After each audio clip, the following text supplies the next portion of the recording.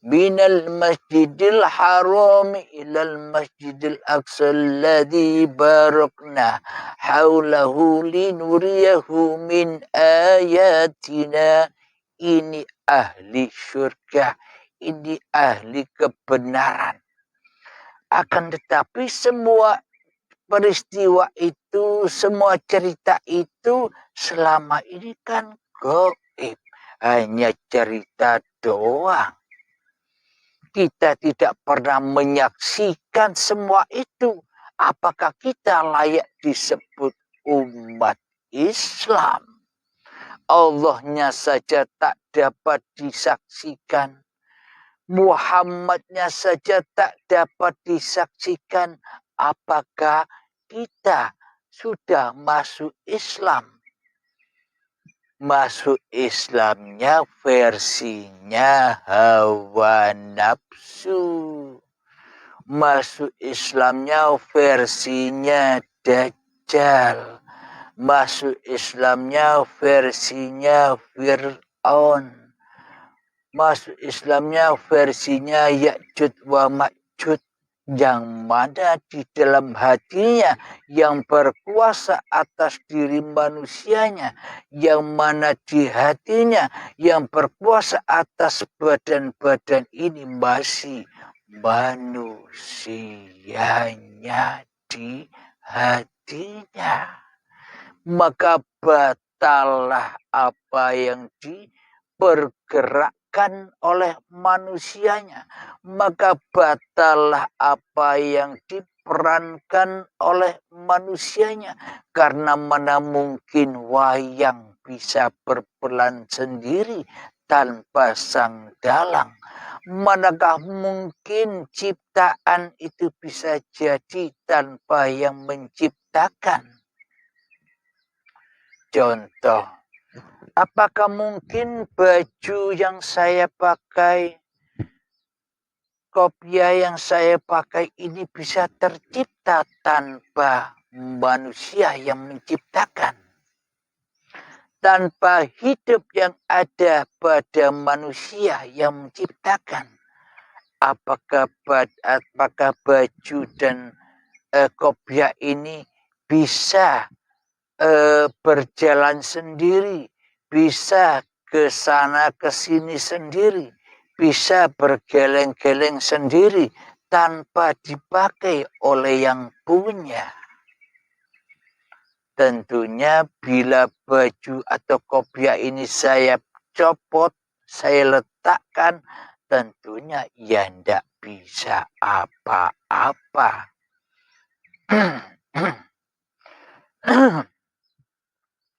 Sama halnya Muhammad Rasulullah.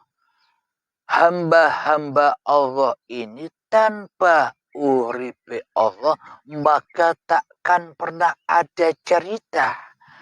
Takkan pernah ada sejarah. Takkan ada peristiwa bila badan tanpa penciptanya. Jadi badan-badan inilah kenyataan sang pencipta. Badan-badan inilah kenyataan uripe Allah. Nyata dengan mata kepala bisa kita saksikan hidup dan badan ini wujud nyata adanya. Hidup dan badan ini kita saksikan dengan dengan mata kepala kita sendiri. Nyata adanya, bukan angan-angan. Maknanya hidup yang menghidupi kita inilah Allah Subhanahu wa ta'ala. Dan badan-badan yang diperjalankan Allah, yang diutus oleh uripe Allah, inilah kenyataan Muhammad Rasulullah. Bila kita bisa menyatakan di dalam hati seperti demikian, maka itulah yang disebut syahadat. asyhadu an la ilaha illallah wa asyhadu anna Muhammad Rasulullah. Kita bisa menyaksikan sendiri dengan mata kepala. Maknanya mata kepala badan ini bukan manusianya lagi yang berkuasa. Itu syaratnya. Bila Abdul Halimnya masih duduk menjadi Tuhan di dalam hatinya bahwa hidup dan badan ini milik dan kekuasaan Abdul Halimnya, selamanya kita takkan pernah bisa masuk Islam karena kita tak pernah bersyahadat. Syahadat yang kita baca selama ini syahadat palsu. Palsu doang, syahadatnya hawa nafsu. Maknanya hidup dan badan yang seakan-akan kita yang berkuasa, yang punya di dalamnya, seakan-akan kita mampu membaca dua kalimat syahadat. Asyhadu an la ilaha illallah wa asyhadu anna Muhammad Rasulullah. Masih Tuhan iblisnya yang jadi Tuhan, yang berkuasa atas bacaan-bacaan syahadat yang selama ini kita baca baik di dalam sholat 5 waktu dan di yang lainnya. Seolah-olah iblis setanlah yang bersyahadat. Bersyahadatnya kepada siapa? Bersyahadatnya ya kepada iblis dan setan sendiri. Manusia kita selama ini bukan bersyahadat kepada Allah dan Muhammad Rasulullah di dalam hatinya. Selama ini kita hanya bersyahadat kepada uripe manungsane lan rogoi manungsane. Inilah aplikasi di dalam hati kita yang selama ini banyak menyimpang dari ajaran Allah dan ajaran Muhammad Rasulullah, karena kita selama ini sudah disesatkan oleh iblis dan setan. Akidahnya, imannya, takwanya sudah tersesat ke lembah jahanam, berkumpul dengan iblis dan setan di dalam kekuasaan hawa nafsu kita sendiri selama ini. Lalu apa buktinya bahwa hidup yang menghidupi kita ini adalah Allah, dan badan-badan ini ciptaan Allah, dan badan-badan ini hamba Allah? Jelas ayatnya tadi, subhanalladzi asra bi'abdihi lailan. Di malam hari, maha suci Allah yang memperjalankan hambanya. Bila di dalam hati kita masih Allahnya goib, ya Allah tidak suci bagi kita. Yang suci adalah hawa nafsu kita sendiri yang merasa suci. Hawa nafsu kita sendiri yang merasa akbar. Hawa nafsu kita sendiri yang merasa mulia. Hawa nafsu kita sendiri yang merasa paling ada daripada Allah di dalam hati kita. Berarti selama ini la ilaha illa ana, tiada Tuhan selain aku, masih manusia yang jadi Tuhan. Tak pernah bisa menyaksikan, tak pernah bisa musyahadah kepada Allah dan Muhammad Rasulullah sebagai ciptaan Allah. Bagaimana mungkin kita disebut Islam yang sebenar-benarnya Islam?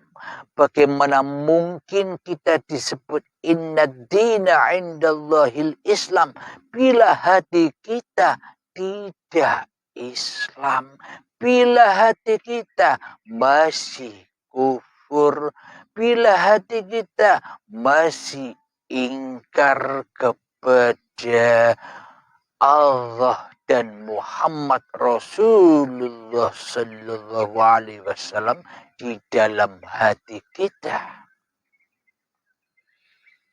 Alhamdulillahirabbil alamin. Mari kita buktikan perjalanan Isra Mi'raj itu. Bismillahirrahmanirrahim. Ini bagi ahli syariat dan ahli syuhud, mari kita perdengarkan bersama agar kita tidak ada perdebatan lagi dan agar pemahaman kita esa ahad sesuai Al-Quran, tidak sesuai hawa nafsu kita sendiri. Subhanalladzi asra bi'abdihi laylan. Maha suci Allah yang telah memperjalankan hambanya di suatu malam. Maknanya di suatu malam itu ketika Abdul Halimnya masih malam. Ketika Abdul Halimnya masih goib. Ketika Abdul Halimnya masih tiada. Ketika namaku Abdul Halim masih tak ada. Maknanya itulah malam. Diperjalankanlah cikal bakal badan Abdul Halim ini yang dari tanah yang suci. Itulah hakikat Masjidil Haram. Dimanapun kita sholat, di bumi manakah kita sholat, semuanya suci. Karena bumi tempat untuk sujud. Maknanya kita sujud kepada bumi agar kita tahu asal usul kita sebenarnya dari mana. Disuruh pulang lagi ke bumi, maknanya jangan jadi Tuhan di hati kita. Itulah makna bersujud di dalam Masjidil Haram, yakni badan yang dari tanah itulah yang disebut tanah haram, tanah yang suci, suci bersih dari pengakuan manusianya. Subhanalladzi asra bi'abdihi laylan. Maha suci Allah memperjalankan, menciptakan, melukis, memelihara, menjaga, mengasih sayangi cikal bakalnya badan yang dari tanah. Diperjalankan Isra dari Masjidil Aqsa, diperjalankan cikal badan ini kepada tumbuhan, diperjalankan lagi cikal bakal badan ini menjadi saripati dari tumbuhan itu, yakni buah-buahan, sayuran, dan padi, yang mana diisrakan kembali, diperjalankan kembali cikal bakalnya badan ini, dimakan oleh calon-calon kedua orang tuanya, sehingga menjadi dipilah-pilah lagi oleh uripe Allah, diproses lagi saripati makanan itu menjadi sel sperma dan sel telur. Itulah perjalanan hakikat Isra-nya Muhammad Rasulullah. Bukan Muhammad bin Abdullah. Muhammad bin Abdullah itu adalah contoh cerita. Jadi contoh cerita kita wajib mengikuti contohnya. Mengikuti perjalanan Rasulullah. Jika kita mengikuti perjalanan Rasulullah secara dohir, yang mana mungkin kita bisa mengikuti Rasulullah, wong kita tidak menangi zamannya Rasulullah. Jadi maknanya untuk mengikuti jejak Rasulullah, ya ikutilah contohnya yang telah diperjalankan Tuhannya. Bila kita tak bertuhan, bila di dalam hati kita tak ada Tuhan, berarti kita menyimpang dari contohnya. Subhanalladzi asra bi'abdi, perjalanan setelah itu pertemuan kedua orang tua kita, maka pertemuan antara sel sperma dan sel telur ketemulah menjadi gumpalan darah, gumpalan daging, menjadi janin, dan terlahirlah bayi yang suci. Bayi yang suci inilah sampailah Muhammad diperjalankan dari Masjidil Haram tanah sampai menjadi bayi yang suci. Itulah hakikat Masjidil Haram, yang mana bayi yang suci itu diberkahi setelah ditunggu-tunggu kedatangannya. Jadi cerita yang dohir, Nabi Muhammad telah lama ditunggu-tunggu oleh para nabi dan rasul dan ditunggu-tunggu oleh para malaikat di Masjidil Aqsa. Bila kita membayang-bayangkan, ya hanya bayang-bayang saja.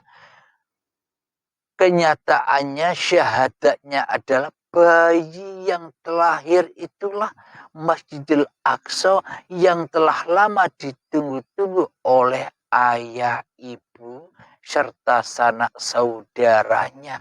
Maka setelah bayi terlahir, kumpullah sang bayi dengan ayah ibunya. Itulah gambaran dari ketika Nabi Muhammad sampai di Masjidil Aqsa, berkumpul berjamaah dengan para malaikat dan para nabi dan rasul. Itulah makna sholat jamaahnya. Jadi aplikasinya begini. Bila kita tidak diuripi oleh uripi Allah, apakah badan-badan ini, apakah Muhammad ini akan tercipta? Selama ini kita hanyalah menjadi utusan iblis dan setan, menjadi utusan hawa nafsu kita sendiri, sehingga kita buta bahwa sebenarnya kita juga utusan Allah, ciptaan Allah, dijaga Allah, dipelihara Allah, digerakkan uripe Allah. Inilah makna hakikat syahadat itu.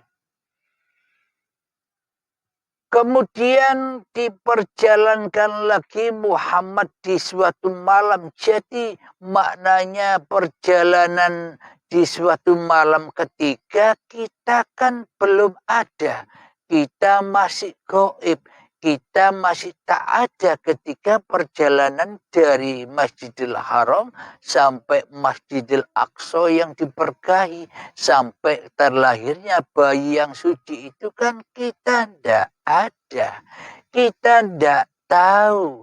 Kita tak terasa, tak merasakan perjalanan itu.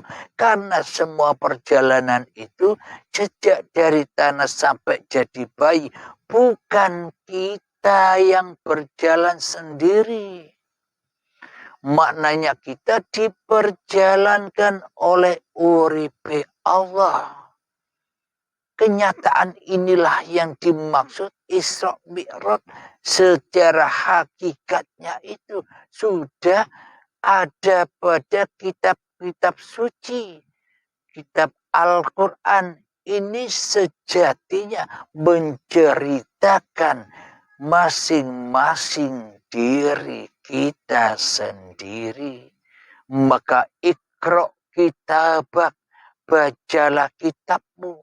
Bila Anda belum bisa membaca, biarlah saya sebagai pembantu Anda yang membacakan kitab-kitab Anda.